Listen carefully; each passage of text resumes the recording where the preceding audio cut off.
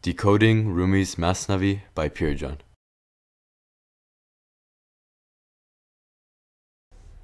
How the deaf man went to visit his sick neighbor.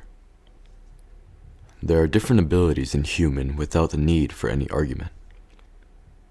Mysticism all over the world has emphasized since past centuries that human never uses all of their abilities. Physiology says that human beings use 5 to 7% of their brain capacity. We do not call it the brain, but the human cannot use all of their abilities. Over time, these abilities are depreciated and one goes to nothingness. There are various opinions about what happens after this, but what has been emphasized is that human has great potentials. The main reason for our sessions is to familiarize the human beings with their abilities. One day in the future, human beings may be able to use 100% of their abilities, but we have nothing to do with scientific debates. Our vision is not scientific, but anthropological. If human beings are to have access to these abilities, they are found within the human beings themselves. They can observe these abilities within themselves, so the focus of our conversation is on the topics of our past mysticism and the discussion of self-knowledge, knowing ourselves from our own perspective. We have nothing to do with science, ethics, or religion. This is not to say that we are against them, but that we are proposing a new perspective. Observe yourself with your own eyes. Observe yourself with yourself. No one is a cure for you but yourself. This is why we are here. These words are experienced. Pain is within human, and so is healing. If we are talking about mysticism here, we do not mean Sufism. We have nothing to do with different Sufi sects in Iran or abroad. We are not a sect and not affiliated with any sect. If we are talking about dervish, we mean someone clean of bodily contamination, not necessarily someone who wears white clothes and cries certain words. Please try not to misunderstand. We talk about religion just because there are some relevant points in the poems. All religions are respected, and we do not deny any of them, although we do not approve of them. Buddhism, Christianity, Judaism, Islam, and other religions.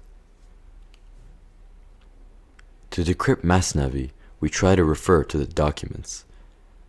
That does not mean advocating a particular religion or thought. Please reflect more on what we are saying.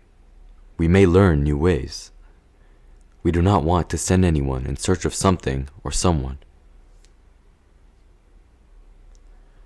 After a few sessions, you will notice that our approach differs from that of others.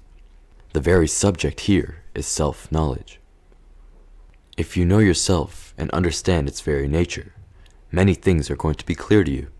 Otherwise, prayer and similar things cannot be useful. Please do not deny or support any faith or sect in any of these sessions. If anyone believes in a faith, it will be respectable to us, but should not be raised here. As for self-knowledge, if you are to enter into the realm of being and go beyond your existential rank, you must know yourself well. The intellectual and scientific rank does not matter to us.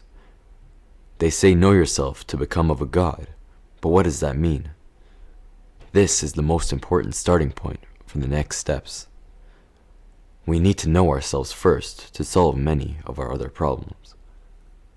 Rumi presents the body in 3 different meanings: as the self, as the thought, and as the physical body.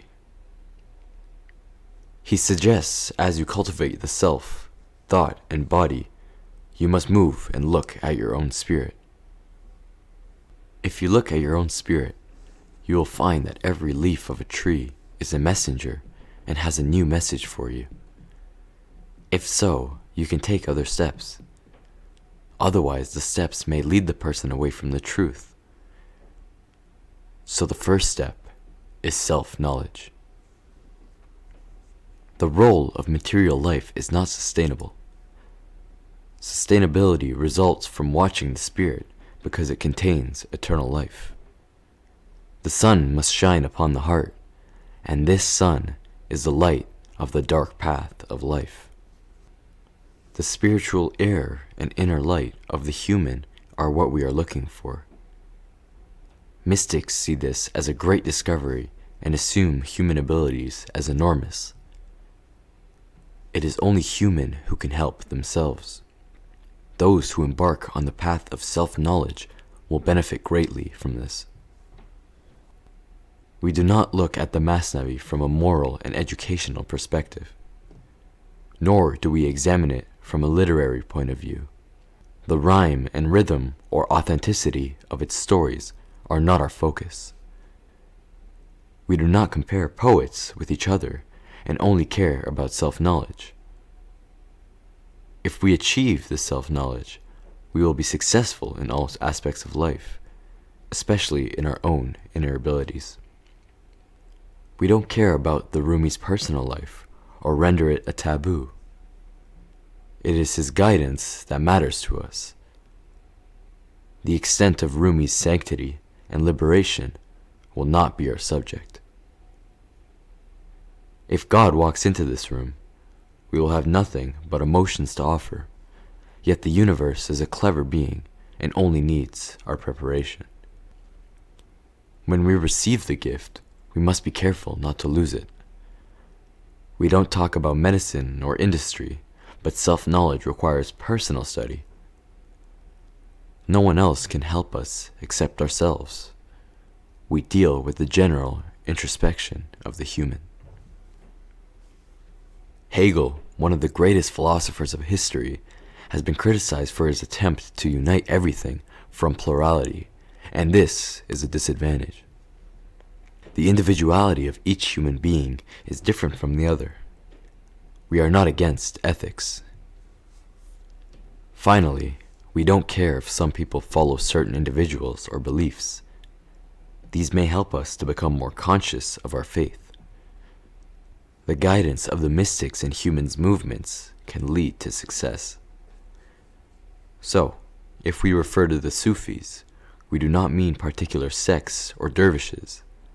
We're going to pick and decode some stories. Some subjects, as observing, have been raised by us. Maybe our eyes, ears, and minds have become lazy. The first step in the self-knowledge is to observe one's self in an integrated way. Here is the story from Book 1 of the Masnavi. How the deaf man went to visit his sick neighbor. One possessed of much wealth said to a deaf man, "A neighbor of thine is fallen ill."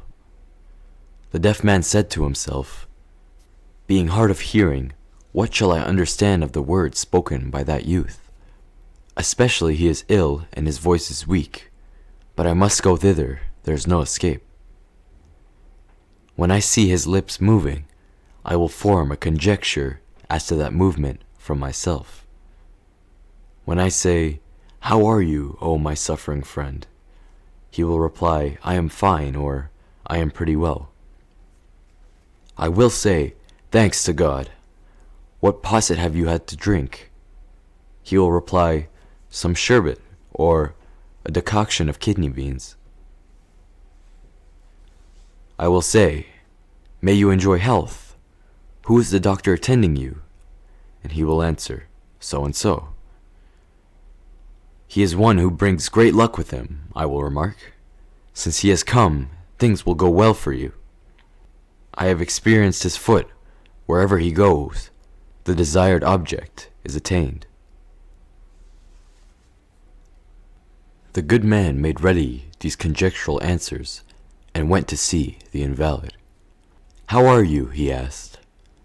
'I am at the point of death,' said he. 'Thanks to God,' cried the deaf man. At this, the patient became resentful and indignant, saying to himself, 'What cause for thanksgiving is this? He has been my enemy.' The deaf man made a conjecture, and as now appears, it has turned out to be wrong. After that, he asked him what he had drunk. "Poison," said he. "May it do you good and give you health," said the deaf man. His wrath increased. Then he inquired, "Which of the doctors is it that is coming to attend you?" He replied, "Israel, the angel of death, is coming. Get you gone." "His foot arrival," said the deaf man, "is very blessed. Be glad." The deaf man went forth. He said gaily, "Thanks to God for that. Now I will take leave." Our relationships are primarily imaginary, and it is so unfortunate. It destroys love and affection because we overlook the reality. Regardless of the different terms of the others, we prepare replies in advance. Another point is that the world cannot be expressed holistically. There are many differences between individuals. Do we ever look at our friends, partners, wives, when we wake up in the morning to see if they have made a difference? Sometimes one has to observe everything without any intermediary. Mystical tips. When dealing with the universe, observing a beautiful landscape, for example, our very first judgment is that it has nice flowers and perspectives. Our mind passes our knowledge from the filter of the memory to summarize it with just a few admirable words in order to bring to life a particular memory. This prevents us from facing the reality of that landscape to understand just what our memory contains. Rumi suggests that we are able to observe immediately without any intermediary. But how? Observation can do a lot. The observer should not be underestimated. The mind mechanism is very important here, because it finds similar tokens from the memory and compares the landscape with them. Here begins the judgments. This is beautiful and that is ugly. We must be mindful of the mechanism of the mind before the filter of the memory works. The mind is deceitful, then by learning the fact one can automatically remove that filter when observing. When we come across something, we should try not to observe it from this filter. This is done by being conscious of the mechanism of the mind in this regard. When we are conscious of the function of the mind, it disappears. In old times, a poet had recommended uttering the word wine when drinking it. One day at school, a master asked a student why the poet had ordered so. The student responded, "When you drink wine, you see it, you touch it, you taste it, and you smell it, but the ears do not hear any sound." Naming wine makes all 5 senses of the human involved. If you drink coffee today, try not to view it from the filter of memory. Pay attention to the mechanism of the mind and observe it carefully. Apply this course of action to all empirical issues to gain consciousness and freedom resulted from it.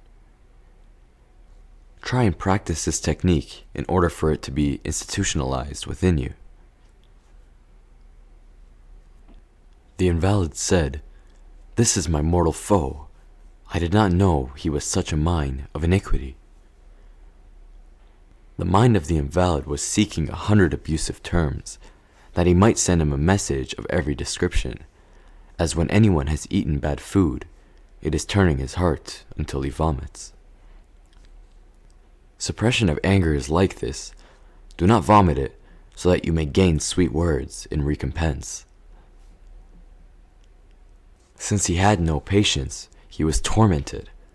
"Where," he cried, "is this cur, this infamous cuckold, that I may pour upon him what he said, for at that time the lion of my thought was asleep." Inasmuch as visiting the sick is for the purpose of giving them tranquility, this is not a visit to the sick, it is the satisfaction of an enemy's wish. His motive was that he should see his enemy enfeebled and that his wicked heart should be at peace. When you meditate and study yourself, you may see the mind working there. Until one reaches consciousness, one cannot succeed in the next steps of life. Failure to observe the mechanism of the mind prevents the heart from opening. Many are they that do works of devotion and set their hearts on being approved and rewarded for the same. Regarding the story, the deaf man did not intend to hurt his neighbor, but his analogies hurt him. From the meditation, one should not expect just relaxation. As Rumi reveals, when you are unfamiliar with the mechanism of the mind, one may get swears, but there can be the truth behind them. A meditation guru may inform us that words cannot render all the things right. You will succeed only when you view the function of the mind in all circumstances. If one observes the mentality regarding those around us, the situation will be right. A friend of mine was worried about his 30-year-old son, and he wanted his son to do what he wanted. He was looking for his own images and wanted to subject his child to his own images. If he let go, everything would be fine. He was the biggest enemy of his son. Failure to view the structure and function of the mind shows many animosities as friendships and vice versa. Regarding the self-knowledge, those who meditate should note that failure to view the function of the mind before meditation causes the mind to be misled by false images. In all the stories, the inner manifestations have been made for ordinary humans, but those who are engaged in the worship and meditation assume these achievements as a right for themselves. When you observe that the mechanism of the mind shows an enemy as a friend, this can eliminate the illusion. If you see that many years of endeavor and chastity to get rewards do not lead to any achievement, it may be the result of failure to observe the movement of the mind. This is the starting point. The judgment of the mind leads to the filtering. Thus, you will have many problems. Life becomes very repetitive when everything is filtered through the filter of the memory. We are attracted to new things because old things are repetitive. All relationships become annoying after a while because they become repetitive. The mind tends to the freshness and escapes the boring repetition. The notion of the mind and thought is very important. If one gets angry with one's neighbor, negative thoughts invade them. When the mind is busy, after a crash with a stone or a tree, one does not feel pain or hear the words of others. Our five senses become weak and lose their effectiveness. We must know that many things are merely an image of the truth. Obsession and preoccupation weaken the senses. This is what deafens us and disrupts human perception. We are always in awe, and this makes us aggressive. The social or economic status is external, but we are dealing with the inner part of human beings. We may have prejudice when we are faced with someone with a certain reputation or notoriety. It is one of the dilemmas of society that man acts with prejudice towards others. Jesus, according to the Gospel of Matthew, meets some Jews who ask him why he eats certain things. Jesus replies that eating cannot render a human impure, but saying can. Formal rituals do not contribute to the self-knowledge. If one serves, we should appreciate that service, and not do as the deaf man did, nor judge according to what others say. Mansur Halaj was subjected to severe torture. He asked the torturer why he was lashing him like that. "Because you blasphemed and considered yourself to be the manifestation of God," he replied. Halaj asked him why he accepted that Moses had seen a fire on the tree, asking who it was, and was answered, "I am God."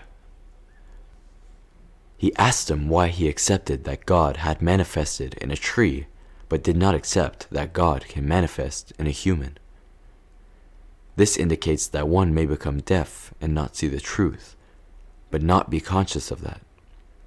There is no need for me to bother myself or to endure hunger and thirst in order to be able to have a relationship with God. 'Tis in truth a lurking sin, that which he, the pietist, thinks pure is really foul. When a human becomes deaf and blind, he sees the truth in the wrong way. Unless the ears and the eyes are opened, the truth cannot be reached. As the deaf man who fancied that he did a kindness, but it had the opposite result. He sits down well pleased, saying, "I have paid my respects, I have performed what was due to my neighbor." If we do not succeed in life, it is mainly because of not observing the function of our minds. If we come across a thing, we have to avoid prejudice. Let us not be afraid of names because all people are human. We have to pay attention to the behaviors of the mind and not be afraid of errors and mistakes. Instead of judging landscapes and individuals, let us merely observe them and reduce the role of the mind. But he has only kindled a fire of resentment against himself in the invalid's heart and burned himself. Beware then of the fire that ye have kindled. Verify ye have increased in sin. The Prophet said to our desert Arab, "Pray, for indeed thou hast not prayed aright, my man." As a means of preventing these dangers, "guide us" comes in every ritual prayer. That is to say, "O God, do not mingle my prayer with the prayer of the erring and the hypocrites." By the analogical reasoning which the deaf man adopted, a 10-year friendship was made vain. Poem deals with the subject of hypocrisy too. We think we are good people because we do not steal or sin. Sometimes we do not observe our own hypocrisy. Hypocrisy diverts us from our right course. Especially, O Master, you must avoid the analogy drawn by the low senses in regards to the revelation which is illimitable. If your sense's ear is fit for understanding the letter of the revelation, know that your ear that receives the occult is deaf. Also, our 5 senses interfere with our inner perceptions. We fear ourselves and run away from ourselves. We go to parties, make phone calls, or turn on the computer regularly. We will never succeed if we always run away from ourselves with temporary entertainment. Loneliness and solitude are useful tools for self-knowledge.